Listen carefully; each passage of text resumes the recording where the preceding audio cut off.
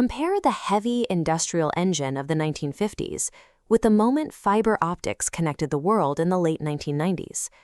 You might expect long periods of stock market stagnation to begin in moments of absolute panic.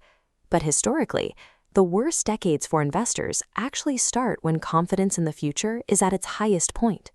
The logic seems sound. If you buy shares in the most dominant, world-changing corporations and hold on to them, you should eventually build long-term wealth. This chart shows the total economic output of the United States alongside broader stock market returns.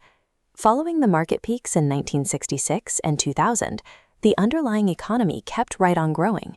But for investors who bought the broader market at those peaks, the stock market itself went nowhere for years, leaving them with flat returns after adjusting for inflation. It reveals a striking contradiction. Investors can be entirely right about the direction of the economy, yet still see their wealth evaporate because they misjudged the stock market. Dangerous market peaks are rarely built on fiction. They start with real, measurable economic progress that slowly encourages investors to ignore the price of what they're buying. Take the expansion following World War II. Millions of households utilized the GI Bill, moved into new suburban developments, and fueled the baby boom. That surge in consumer spending drove massive corporate profits and decades of prosperity. A similar shift occurred in the 1980s. Federal Reserve Chairman Paul Volcker aggressively raised interest rates and crushed the runaway inflation of the 1970s. As inflation and interest rates dropped, the present value of future corporate earnings increased. After nearly 20 years of this kind of consistent success, investors begin to assume that recent growth is the permanent baseline. They stop weighing risk and start focusing exclusively on growth. In the 1960s, this optimism centered on the Nifty 50. Institutions viewed businesses like IBM, Xerox, and Coca-Cola as flawless operations that could be purchased and held forever, regardless of how expensive the shares became. By the late 1990s, the same behavioral pattern emerged. Investors fixated on leaders like Microsoft, Intel, and Cisco, wrapping the old psychological habit of endless extrapolation in the language of the new economy. The companies themselves were excellent, and the technological innovations were real. The mistake was assuming that a great business story justified paying any price the market demanded. Long-term returns are determined by two variables: the growth of a company's earnings and the price you are willing to pay for those earnings today. This diagram represents the CAPE ratio. It is a metric used to measure whether the price of the stock market is cheap or expensive relative to the earnings those companies generate over a 10-year period.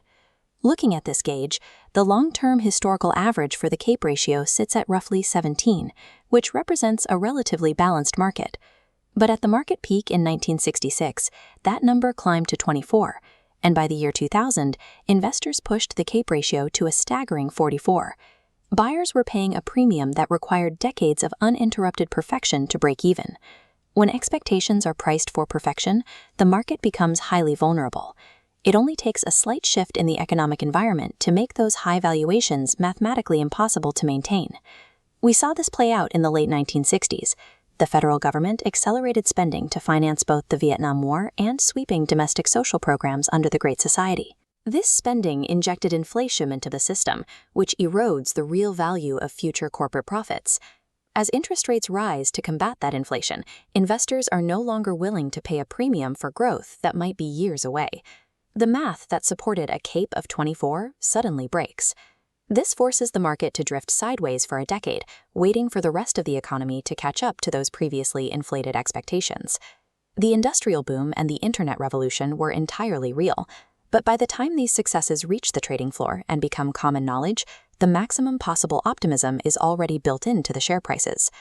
Diversification functions as a rotation mechanism.